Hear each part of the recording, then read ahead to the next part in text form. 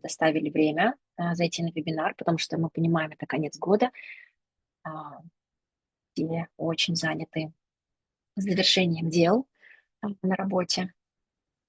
Давайте мы дадим еще буквально 1 минуту дополнительным участникам, кто хочет присоединиться, и начнем вебинар. Пока мы ждем участников, хотелось бы отметить пару технических моментов. Уважаемые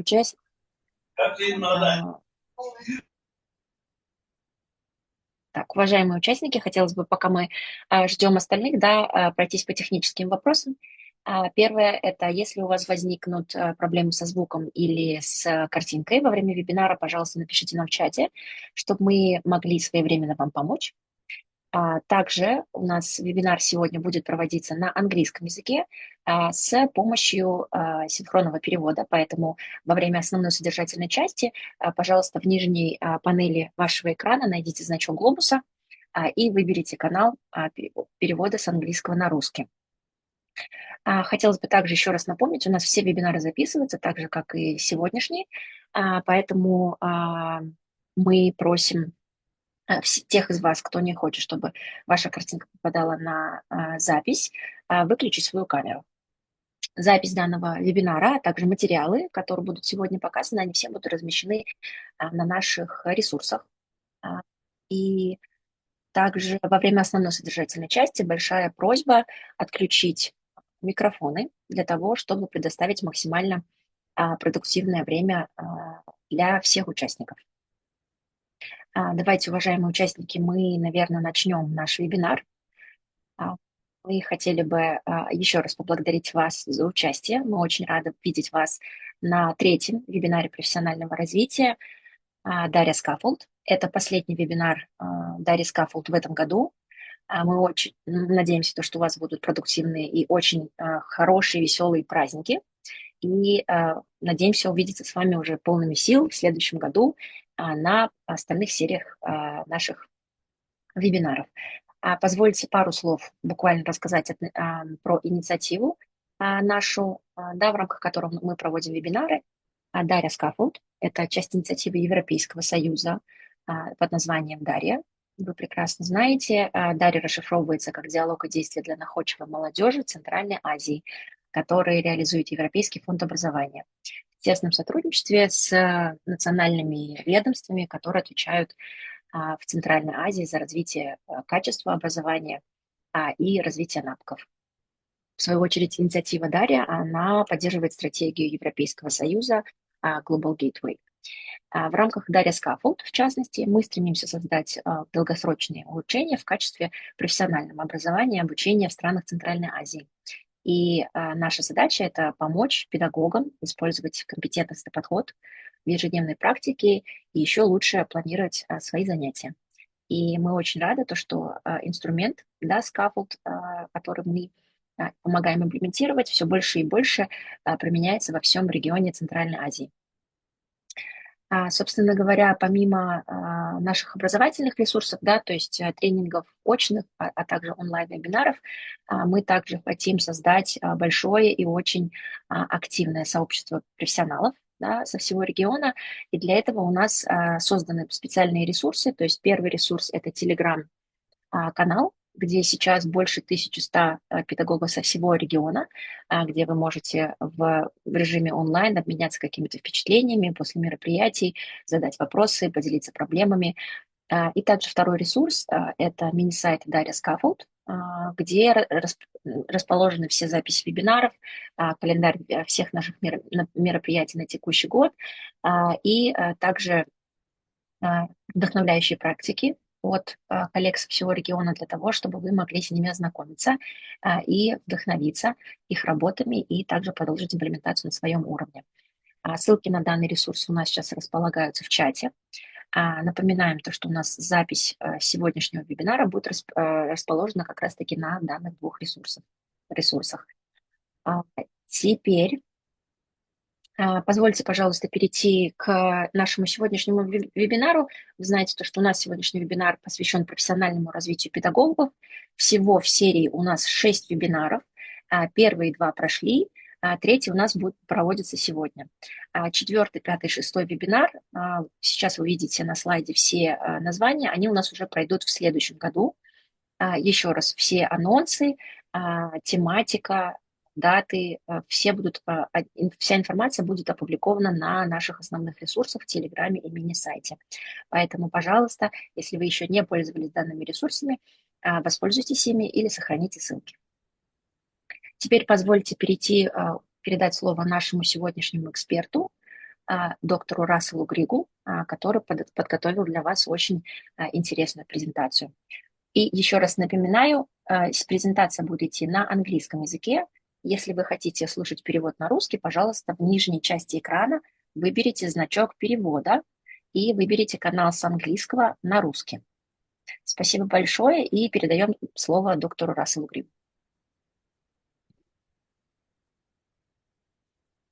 Hello, everybody. It's nice to see you virtually. My name, as Victoria said, is Russell Grigg, and I work in a university in Wales, which is called Swansea, and it's just west of England in the United Kingdom.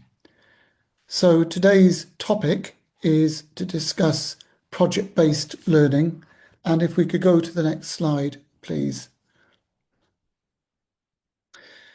I think it's worth thinking about, if we are educators, the likelihood is somebody somewhere will have future great scientist, artist, writer, poet, engineer, or politician sitting in your class. So if you're an educator, whether you are teaching young children or adults, one day somebody in your class may change the world, and that's a wonderful privilege for us as educators. We know that project-based learning is an important way of developing some of the skills that we need our young people to learn about. The next picture just shows you where I'm from, and if this is a photograph of the university I work in, and I'm afraid it's not as nice as the picture shows. It's raining very heavily at the moment, but it's sometimes nice to look out and seek inspiration. And we are by the seaside, and sometimes we look out and look at nature for inspiration and the way in which in nature many problems are solved, whether it be bird life solving problems or whether it be everyday interactions that people face. So today I want to talk to you about project-based learning. Next slide, please. The three objectives today are as follows. The first objective is I would like us to think about what project-based learning means. The second objective is why project-based learning is important. And thirdly, how can we use scaffold to help us develop skills and competencies that children and young people need? So we'll talk about what, why, and how in today's session. Next slide, please. So first of all, what is project-based learning? Project-based learning has been defined in many ways.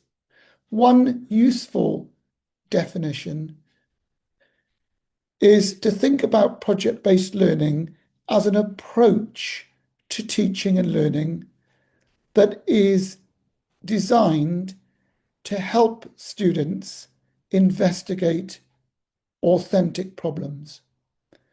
By authentic, we mean real-world problems.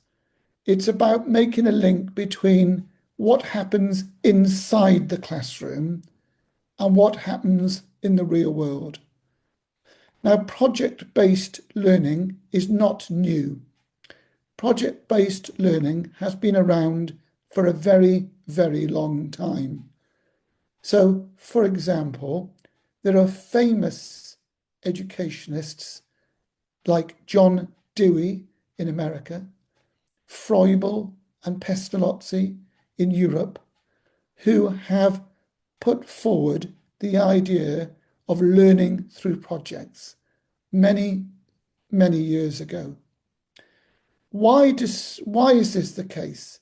The main reason is because project-based learning gives children and young people the chance to apply their learning in the real world, to solve real everyday problems.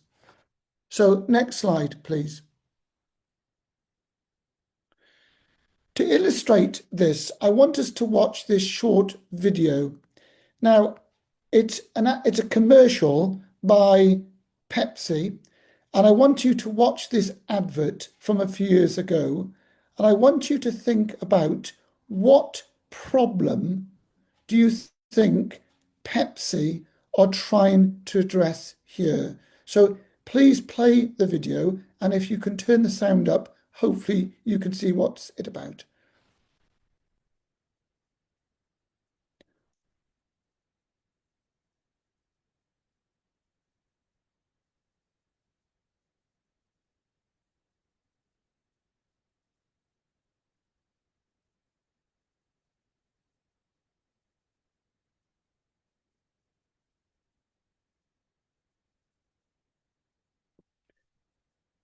Thank you.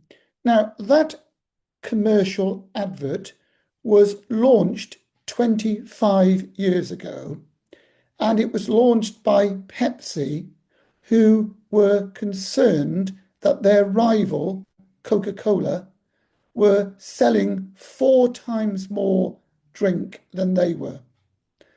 But rather than go into a big debate with their rival, they created that little advert. And it was a very clever advert because what it did is it helped sales considerably. They used a small child, and the small child solved the problem of getting his can of Pepsi by climbing on top of 2 cans of Coca-Cola. So the advert was, in a way, trying to demonstrate that Pepsi comes out on top, and sales went very, very high as a result of that advert. So project-based learning is about solving problems that we face. For Pepsi, it was about addressing the sales figures that Coca-Cola had put forward. If we go to the next slide, please. The slide before, my fault. If we look at this slide, this shows 3 elements to any problem. It doesn't matter what the problem is, whether it be a huge problem like climate change, which is all over the world, or whether it be a problem in your family or your household. There are 3 elements. The first element is that it is a challenge or an obstacle to overcome. The second element is it is about meeting a need that we have. And the third element is finding a way to move from where we are to where we need to get to. In between, there's a problem. And it's important to remember these 3 elements. So it's about the challenge, how we meet our unmet need, and where we want to get to. And that works at all levels. For example, in our country, the government recently asked people what their greatest problems were.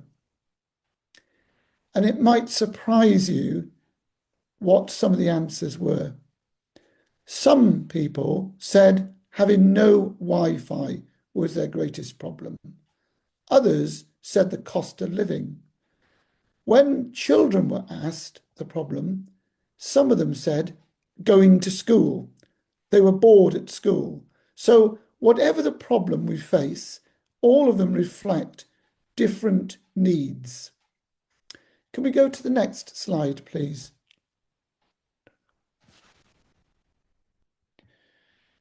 So project-based learning is more than just solving a simple problem. It's how we can teach learners the step-by-step process to help them conduct their investigations. So what we're going to do now is we're going to take one simple example to walk you through each step. So the example we've chosen is how to help children and young people eat more healthily in school. I don't know about where you work, but certainly in Britain and other countries, there is a rise in obesity.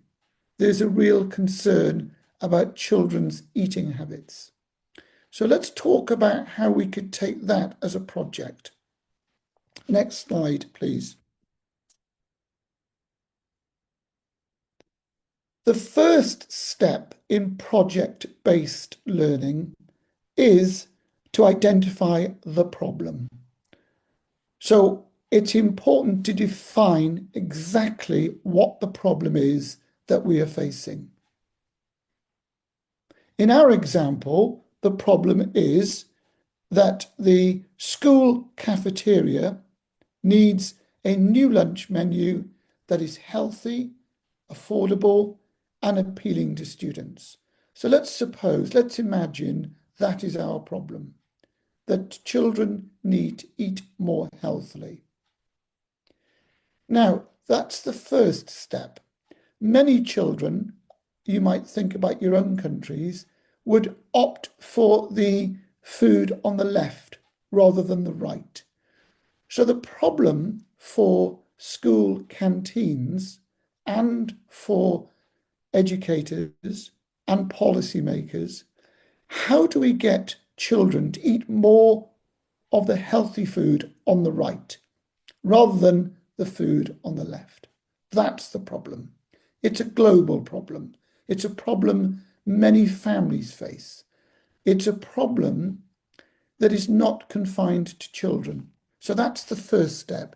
Define the problem. Can we go to the second step, please? The second step is to collect information about what we know about the problem. So you might, for example, with your learners or your work colleagues, mind map all the information you know about the problem. So let's give some examples, and please use the chat if you want to add what you think are key facts associated with this problem. Let me start you off. Many children and adults would prefer unhealthy food. We have fast food restaurants all over the world. They prefer food because it's cheaper, it is more readily available, it is more appealing. So the problem we face globally is that food that is unhealthy for us is quicker, easier, and usually cheaper than food that is healthier for us. The other problem we have is that our brains are wired, they are biologically programmed to eat food that is high in sugar, salt, and fat. So this is not about blaming children and young people. It is partly biological. You can try and experiment with your family or your children or your learners or whoever. You can give them taste tests, and generally unhealthy foods are tastier when people taste them compared to healthier foods. We have other problems. Marketing is a major problem. Children and adults are constantly exposed to adverts for fast food, for snacks and sugary drinks. And finally, another fact is that habits are formed very early. children begin to form their eating habits from a young age. So if somebody grows up eating sugary foods, the likelihood is they will remain eating such foods later in life. So this is all very depressing news, but I'm going to try and cheer us up in a few minutes. So the second step is get as much information as you can about the problem. Can we go to the next step, please? The third step is to think about how you can investigate the problem. This means collecting information about how you move from where you are to where you want to get to. In this example, we might, for example, survey students to understand what they want to eat, what they like, what they dislike. We can work with the kitchen staff or work with parents or understand more the kind of options that could be available. We can undertake a survey. We can think about how we present the food to the children. So this stage is about finding out how we're going to collect the information before we make any changes. We might talk to people, we might ask a survey, we might observe children in the canteen, and we might observe what they eat, what they leave on the plate. We might talk to kitchen staff. This is about research, collecting information. Step 3. We'll go to step 4 now, please.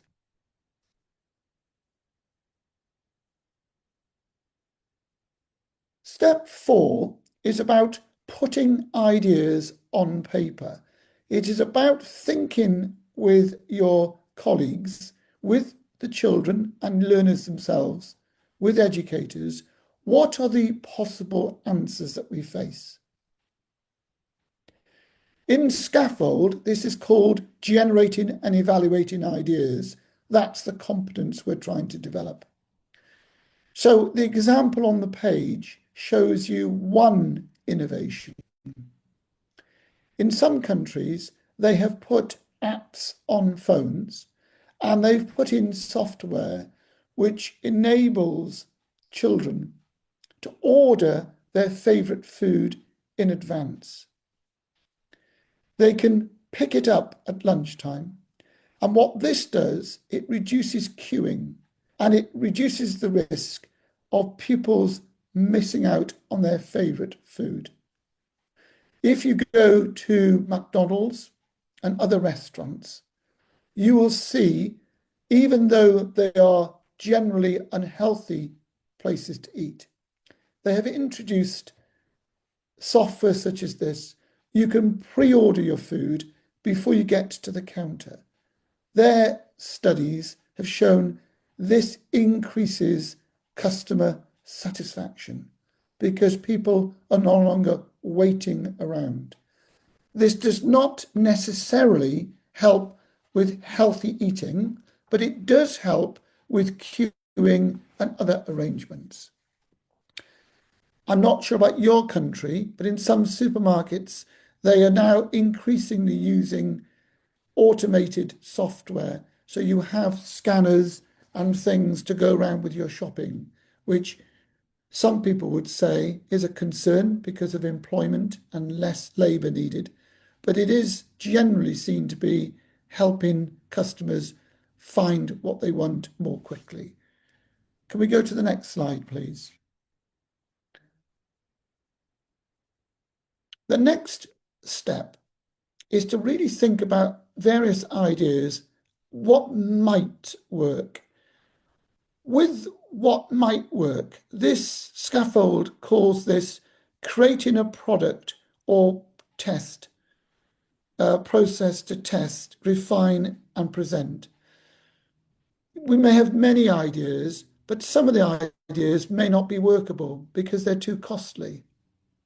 Or maybe we don't have the resource. But sometimes the most impactful changes are the smallest. changes.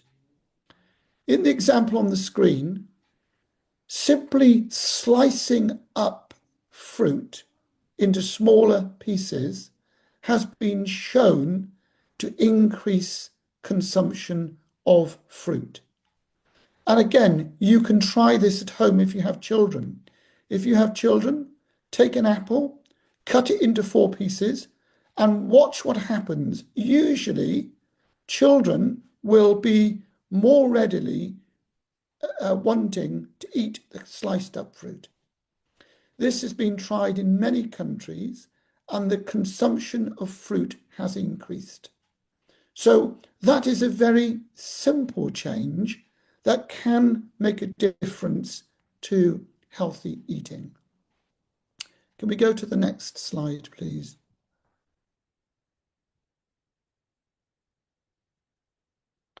The next slide is evaluating and celebrating what did work and what didn't work and why. So, for example, in some instances, the arrangement of food makes a big difference to children's eating habits. So simply putting the healthier food at the front rather than the back makes a big difference to children's eating. Again, if you think of your shopping in a supermarket, I don't know about your country, but in our country, for many years, they would put sweets and unhealthy snacks right near where you go to pay for the food bill. People started to complain because mums and dads, when they were paying for the bill, their children would ask for chocolate, candy, and other things. For the sellers, that was good news because it was more money. But for parents, it was a concern because the children were eating unhealthily and it was costing them more money. So some supermarkets, not all, have moved the unhealthy food away from where you pay your bills. So where you put things really matters if you want to change behavior. Location is important. Putting things above eyesight or below eyesight makes a difference to whether people buy things. In eyesight, in line, most things sell better if they're immediately in front of you. Because in life, think about it, we often don't look up or look down. We look straight ahead. It's survival. We look ahead to make sure we know where we're going. But little changes in a restaurant where food is located makes a big difference.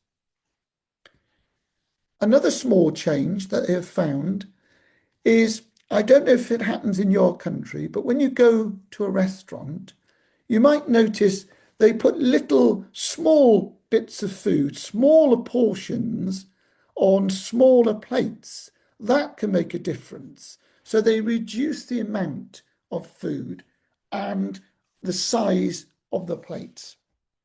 Can we go to the next slide, please?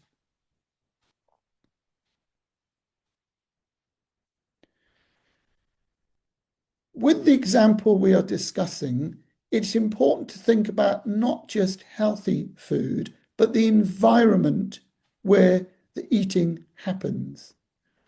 Researchers have shown by decorating the environment, by putting paintings up or paintings of fresh food, pictures of healthy food, that can help people focus on what healthy food they should be eating.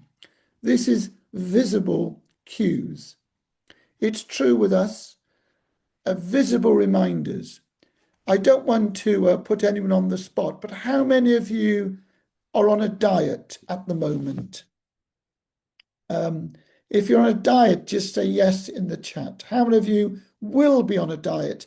I know many people don't celebrate Christmas, but in our part of the world, people do, most people do. After Christmas, we have a New Year's resolution. And the biggest New Year resolution in our country is to go on a diet. It's because people eat too much unhealthy food. So those who are going to start on a diet in the new year, here's one piece of free advice. I won't charge you for this advice. The advice is get rid of all your cookies, all your leftover food, get rid of it completely. Put it out of sight. If you don't want to sell it on or give it to friends, get it out of your sight. Having things out of sight are really, really important, and putting things in your sight, like fresh fruit, like other healthy foods, will make a difference. Visible reminders. So this picture is trying to show environmental change makes a big difference. Okay. Another big difference is peer pressure. So on your diet, you need to work with other people on a diet who will nag you and encourage you not to go back to eating too much chocolate. In the cafeteria, we need to think about helping children help their friends. So peer power is really important. So getting children and learners to help each other is really important as a strategy. The next slide, please. This slide is a summary of those steps. So whatever our problem, we first of all need to define it. What is the problem? Secondly, we need to say, what do we know? Thirdly, we need to find out, investigate ideas that might work. In step 4, we talk about those ideas. In step 5, we prioritize and we decide this is an idea we're going to put into practice. Sometimes you can have more than one idea. And finally, we evaluate and we say what worked, what didn't work, and most important, why it worked or did not work. So those are the steps. And Scaffold, in its planning cards, encourages us to use a similar methodology. Can we go to the next slide, please? In Scaffold, many of you will know that there are competencies related to entrepreneurial learning. A good project should promote a range of competencies. Let's take the example of Entrecom. These are entrepreneurial skills and behaviours that we want to promote. If you look at those examples for a moment, whatever our project, it's very important we motivate the participants. We want our participants to persevere. That means to keep going. Projects can be hard work. So the first competence there is important. We need to help our children and young people persevere. And we'll talk in a moment about how we do that. Spotting opportunities. In the Pepsi advert we saw a few minutes ago, they spotted an opportunity to get back at Coca-Cola. Planning and management are very important skills. So a good project manager is very valued. Any project that you undertake, you need a good project manager. If you are working with learners, you would want the learners to follow different roles. One of those roles should be project manager. Another role might be researcher. A third role might be a timekeeper or an organizer. So different roles are very important in a project, and you can encourage children and young people to think about the different roles that are needed. Valuing our ideas is very important in projects. Some ideas may seem ridiculous, but we should give them the opportunity to be heard, because ideas at one time may not work, but they may work in the future. We may have more resource, we may have a different opportunity. So we should value ideas rather than dismiss them straight away. Learning from experience and through experience is critical to project-based learning. And finally, creativity. Creativity is very important to project-based learning. Creativity is thinking about possibilities. Some people call it possibility thinking, moving from the impossible to the possible. So we will discuss some of these competencies in the next few minutes. Next slide, please.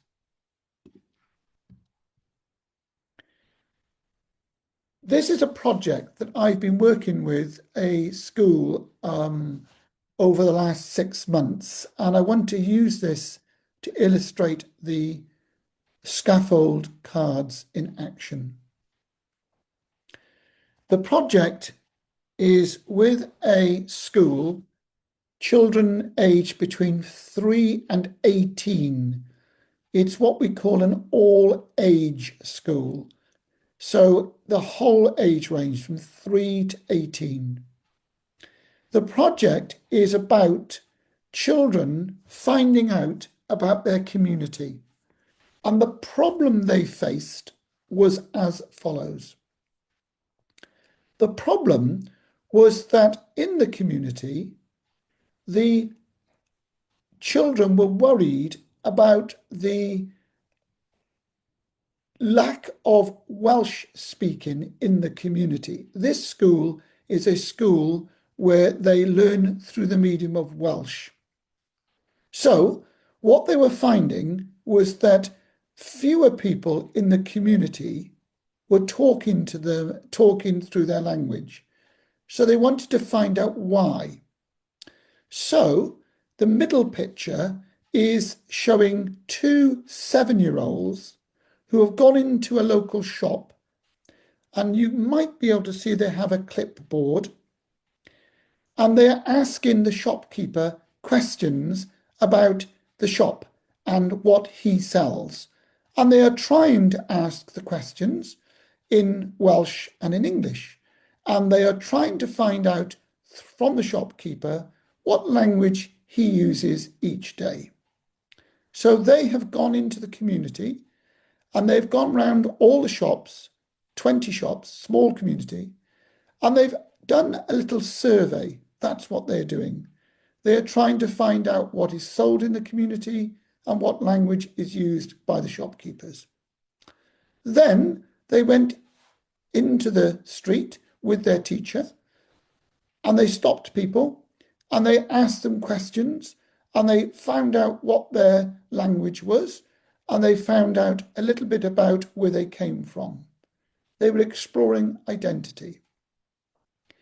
Then the children went back to school and they decided that they needed to do something to encourage more people to use the language, their home language. So they came up with an idea. And on the right-hand side of the slide, you can see their ideas in action. What they decided to do was to open a cafe. So this cafe was a cafe for the community. So on the right-hand side, you can see some of their relatives, their grandparents, and other people who've come along for some tea and biscuits, which the children made, and to play board games. So this is not just having a cup of tea, This is playing board games to practice speaking and listening in the language of Welsh. In some cases, adults came along who could not speak the language. So the children decided they would be teachers. You cannot see it very clearly, but some of the children are teaching adults simple words in Welsh. The first set of pictures on the left is showing how children were motivated and persevered in their research. Because as the project went on, the children asked me from the university questions about why, over the years, fewer people were speaking Welsh. So we took them to a local archive. The archive is a place where old records are kept. And there are the children studying records. They're only 9 and 8 years of age, looking at very old records to see what happened to the language. So in this project, you can see a whole range of competencies being developed. You can see learning through experience. You can see intergenerational work, working with different adults in the community. And you can see motivation. Could we go to the next slide, please? With project-based learning, we should try and have an outcome. And the children decided that they would like to publish a cookery book. So we started to think about their idea, and we started to think about cost. How much would this cost to make the book? And the children started to think about how they could raise money to pay for the publication. So they did some fundraising. They sold food in their cafe. Some of it, I have to tell you, was not very healthy food, but never mind. Some of it was biscuits and cakes, because people like biscuits and cakes, but they also sold some vegetables. Then they started to go home and they started to do some cooking with their families. And they chose their favourite recipes. So on the right-hand side, I don't know if you can see that, you have one child with his big family, and they are making soup. And that is the recipe. It's in Welsh. I know you won't be able to read that, but it's recipe for soup, or I'm not sure what you would call it in your part of the world, but it's like a big sort of a stew which they've made. So what is happening in the project is the children are now taking their learning back home. So it's no longer home and school separate. They are coming together in a project. The parents are learning about what's happening in school. They are contributing to the learning. Can we go to the next slide, please?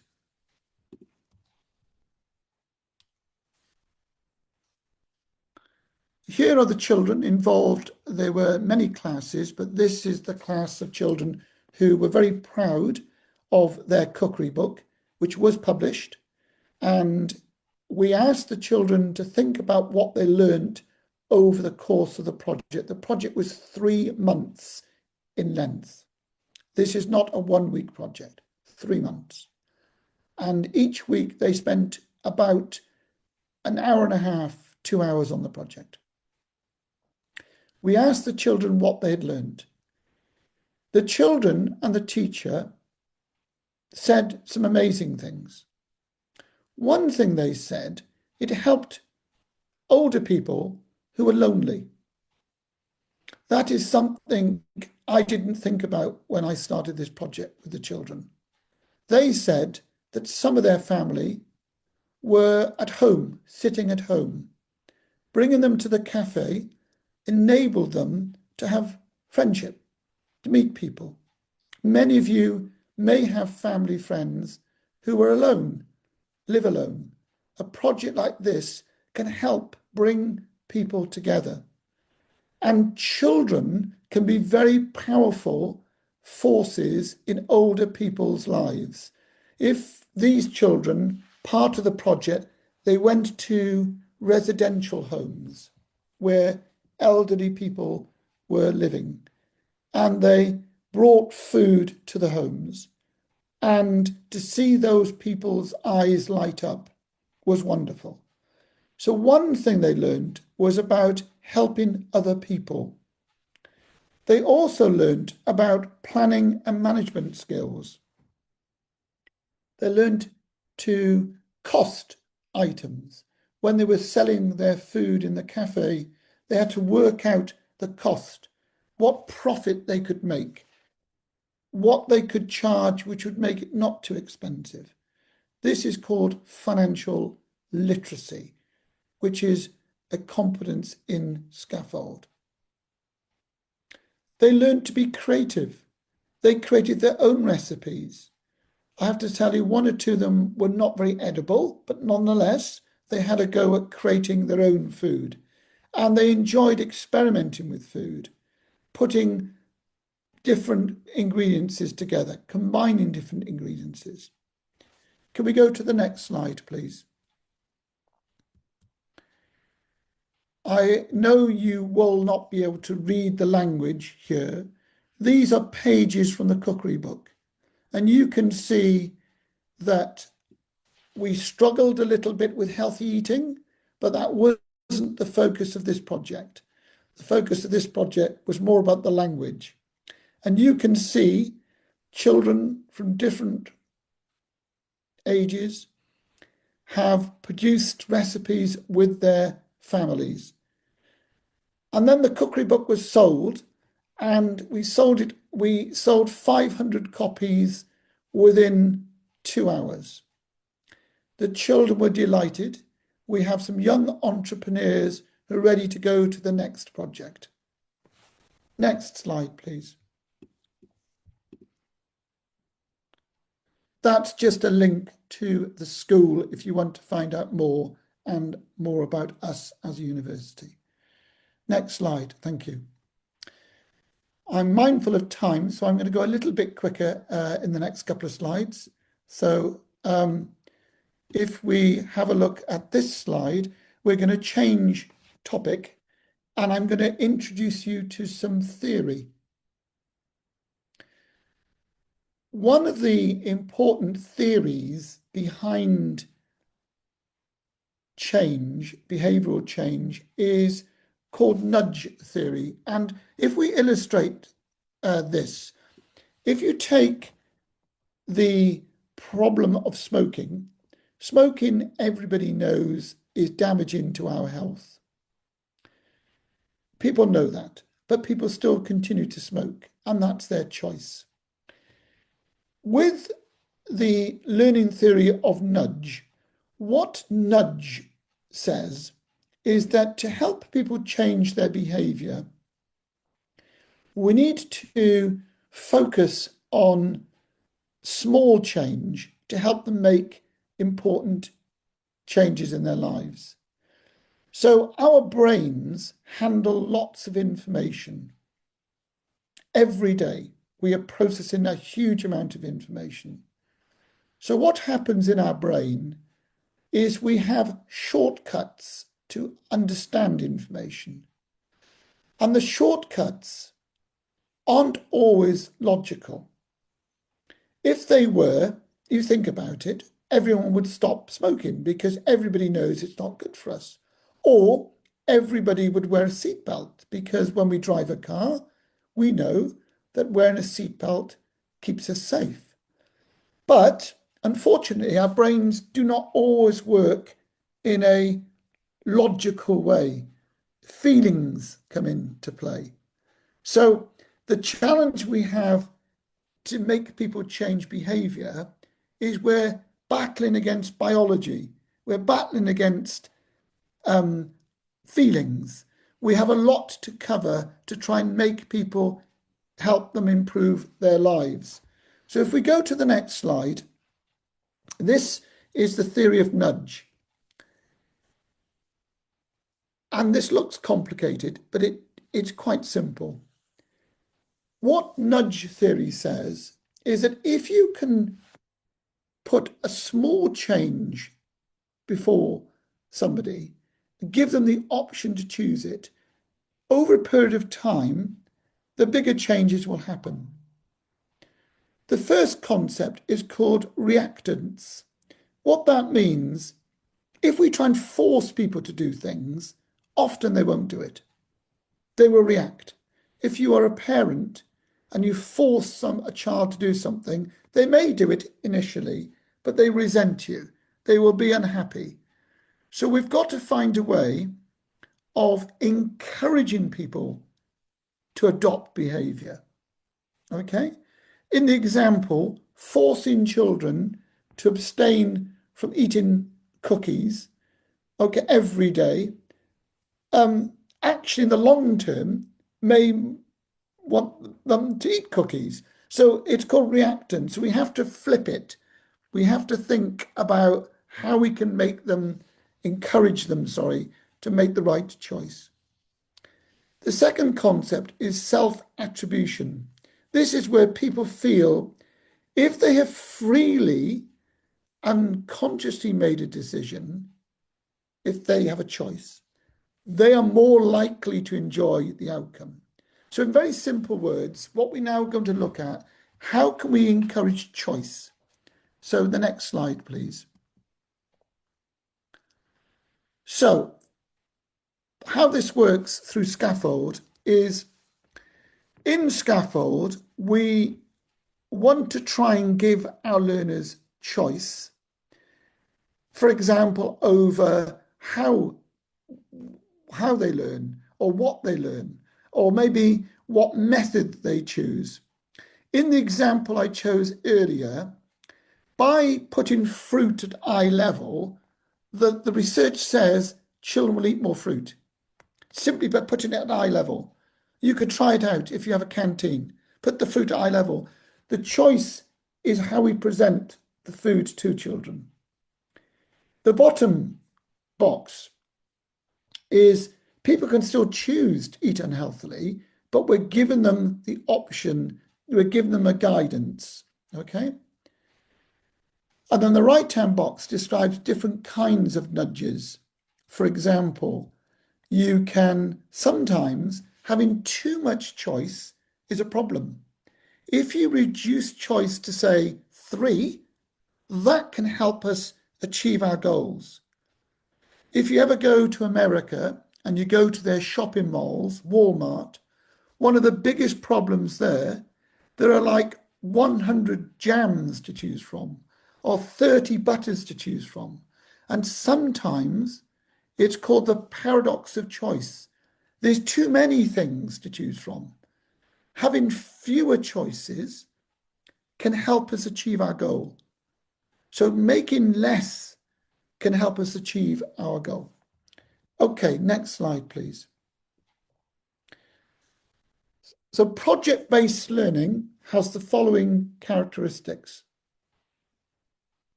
Firstly, we have to have authentic problems. They have to be real. Secondly, students must have the opportunity to be involved. In the project I explained to you, you saw the children being involved. They are driving the inquiry. The third box, the teacher's role, is to guide, is to facilitate, is to coach, is to prompt. In project-based learning, the teacher does not just tell and direct. It's more a guide for children, asking questions, making them think. And the final characteristic is students working in groups, collaborating, solving problems together, sharing ideas, reflecting. Those are the four main elements of project-based learning. So in simple words, make it real, involve the children, guide them, encourage them to reflect as they go along. Next slide, please. Here's another example of a project which sometimes doesn't work out as intended. Let me explain. The picture on the left shows a shop in the UK. Shoplifting has been a problem for a while, people stealing things from shops. So, many years ago, they came up with a solution. And this solution was very original. They cut out a cardboard policeman. They actually cut out a figure out of cardboard and put it in the shop window of shops. If you look at the picture on the right, that is a cutout policeman. In the town I live, when I go shopping this afternoon, that person will be there. What happened when they put these cardboard cutout policemen and women in shops? The crime fell by 75% in the shops that they studied. So before they had the cardboard cutout, the crime was 75% higher. But here's the twist in the story. Now people are stealing the cardboard cutout policemen and women. So it was introduced to reduce theft, but now people are stealing the cardboard cutout men and women. We don't know why, whether it's for decoration, we don't know. But sometimes the problem creates another problem. That's the nature of problem-based or project-based learning. Next slide, please. We've only got a few minutes, so I'll go a bit quicker towards the end here. Benefits of project-based learning. There are many benefits. Today, I hope I've shown you that it can encourage children to think creatively and critically. It can build independence. It can promote collaboration. It develops communication skills. In the example I work with, children's speaking and listening skills improved. It strengthens real-world problem solving, and it increases motivation and engagement. Next slide, please. Your role as an educator is, as I said, to act as a coach, not to, it's to guide the thinking. We use a word called metacognition. It's a term which is to encourage children to think about their thinking. So to get them to think about, how am I going to plan? How am I going to manage? How am I going to evaluate what I do? This is called meta, which is above cognition.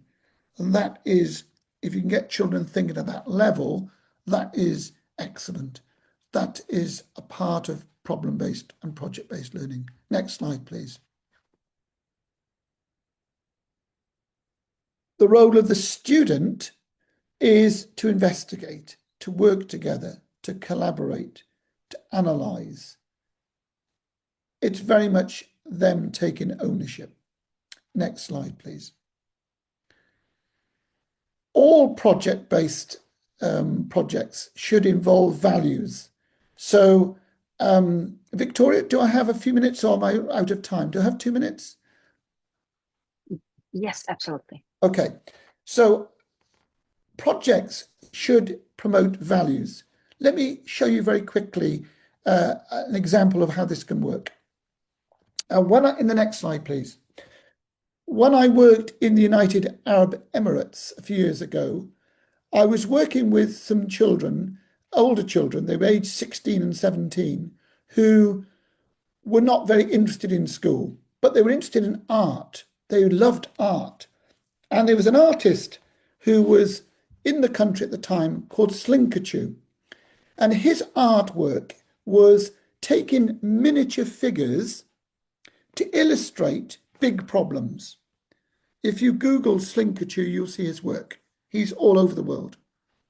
So when he was in the country, I spoke to the learners about his artwork. One of the problems that the school had was litter, refuse, waste. So what we did as a group, we looked at his artwork because they were interested in art, they were motivated by art, and we thought, how can we use his artwork to help us solve a problem in the school? So what I'm saying is use the learner's interests and attach it to the problem you're trying to solve. So if in the next few slides, have a look at what they did. The next slide, please. In the top left, these are young men aged 16 and 17 who are looking at what graffiti in the school community. So that slide there is some paint. People have painted on the school wall. So I don't know if you can see in the slide below, there's a little figure. I don't know if you can see, and there's a little figure. They had the little figure and they turned the graffiti into artwork. So they actually wanted to highlight some of the problems using the artwork. They started to create posters. If we look at the next few slides quite quickly, let's look at the next slide. They went into their community, and in Abu Dhabi, e-scooters were a problem. They just get left abandoned, the e-scooter. But if you look very carefully at the photograph, you can see what the children did. They put a little figure in the photograph, a director's chair, pointing to the problem. So they're thinking creatively. They then turn this into a poster, which they put up in their local shopping mall and in the local school. So let's go to the next few pictures. Next one, please. These are all objects of waste in the community they're trying to draw attention to. So they're highlighting here, they've got two figures in their picture, three figures actually, and they're trying to show them working together to highlight the waste. And the next picture, please. They started to go around the school to look at objects that were just left around. They're becoming creative. On the next slide. This shows how sometimes projects go off task. So they then went to the local beach and they started to film nature. You can see a heron, a bird, and they've got their little cameraman. So that's off task, but that's what happens with projects. You have another idea. Next picture, please. Next picture, please. Thank you. And then they started to look at more creative ideas to talk about values of love and so forth. And we can go actually through to the next picture as well. And this is about perseverance, trying to illustrate people working together. So that project, it doesn't sound much, but the outcome of the project was the children were engaged. They were motivated. They showed perseverance. The final bit of this presentation is, where can we find inspirational stories? I'm not sure if you know, but the Guinness World Records is available in Russian, I think, and it's an important source for teachers because you can look in the many projects that take place around the world in this source. Let's look at some examples from your part of the world. Next slide, please. So in Uzbekistan, some of you may be from Uzbekistan, you may know that a team of 6 strong men last year became the world record holder for towing a 13-ton aircraft at the airport. Now, why have I mentioned this as an example? Because this illustrates one of the scaffold competencies, which is about teamwork. And project-based learning is about people working together. So their project, you can imagine the teamwork that had to go on for that project.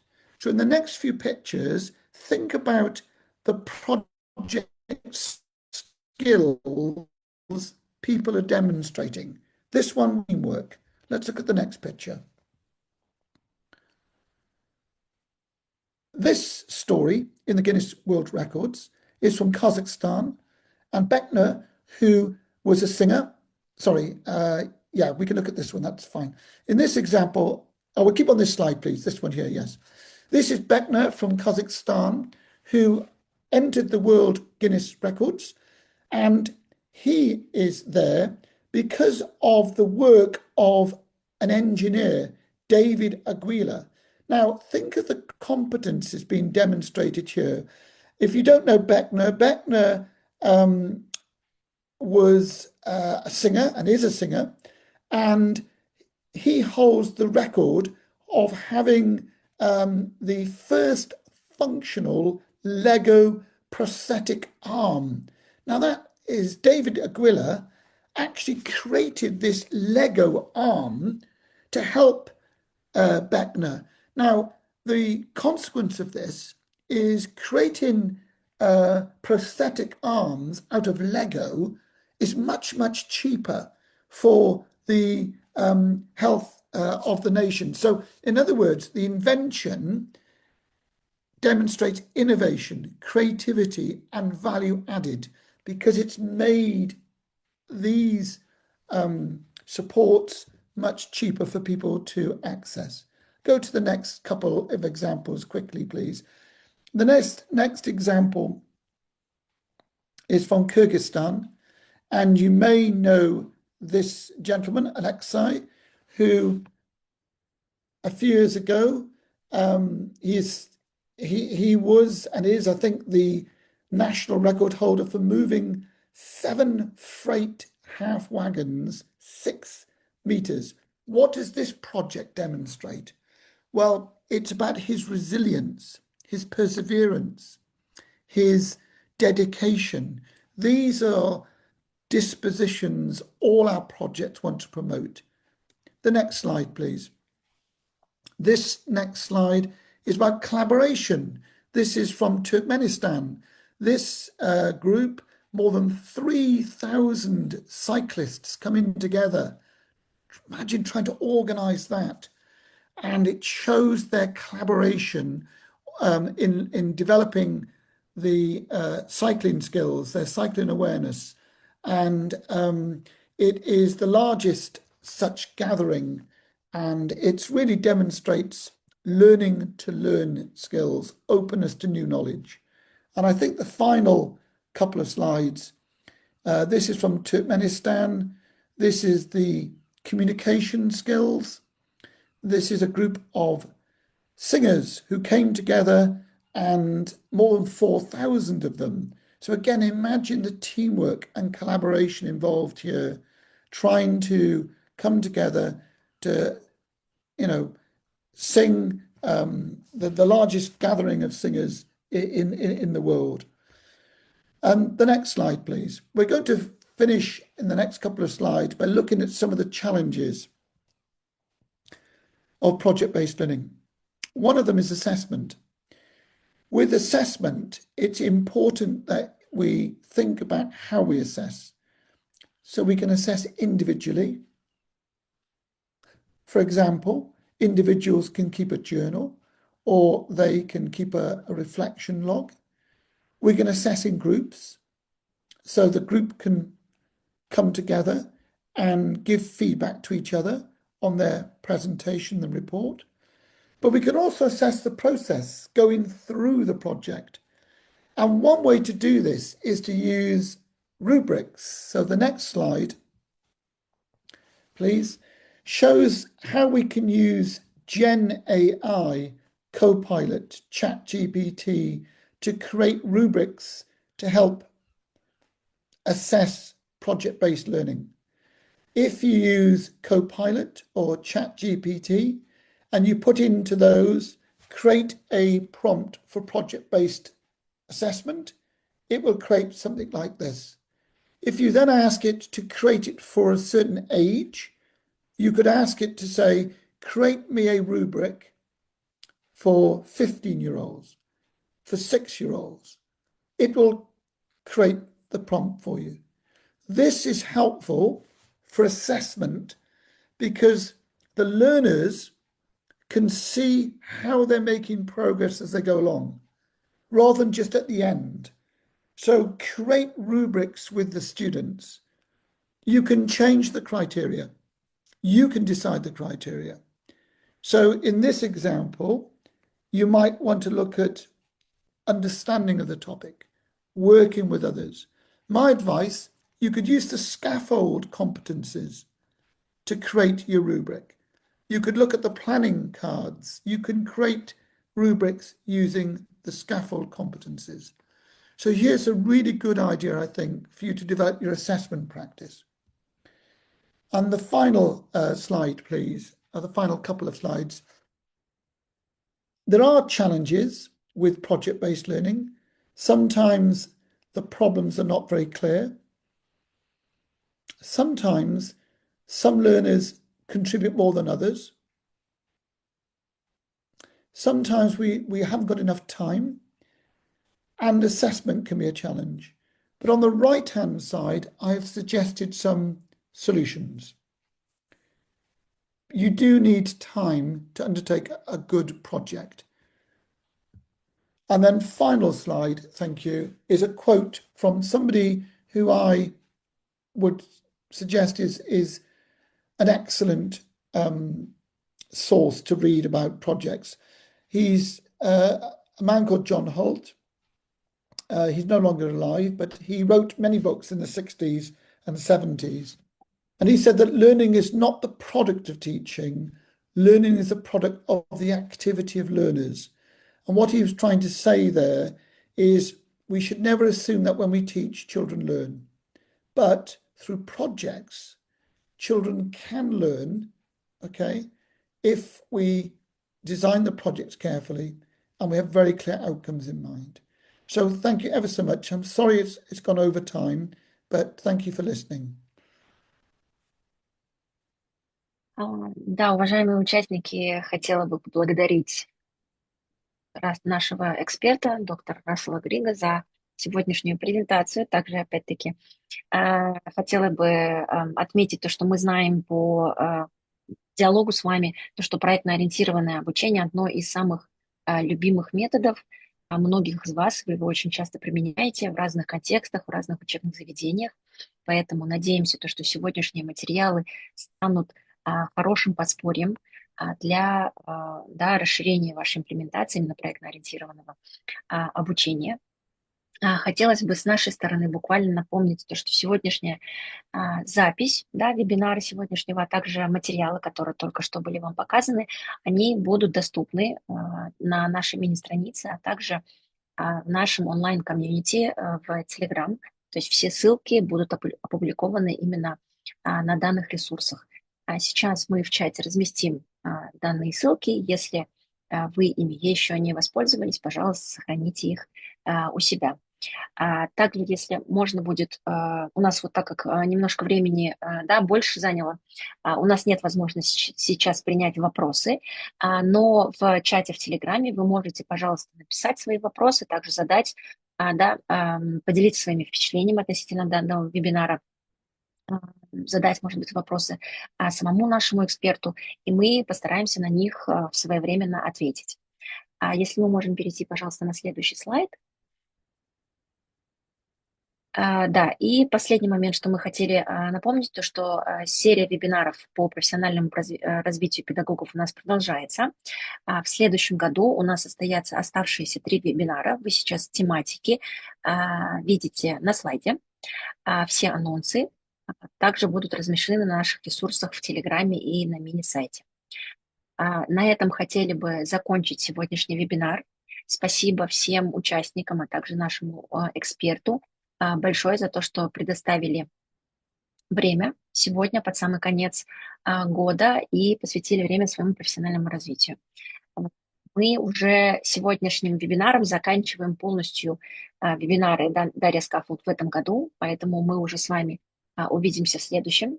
Желаем вам веселых праздников, каникул, и надеемся встретиться с вами уже в следующем году с новой энергией, с новыми силами и с ярким настроением. Спасибо всем большое, и увидимся с вами. Спасибо большое. До свидания. До свидания.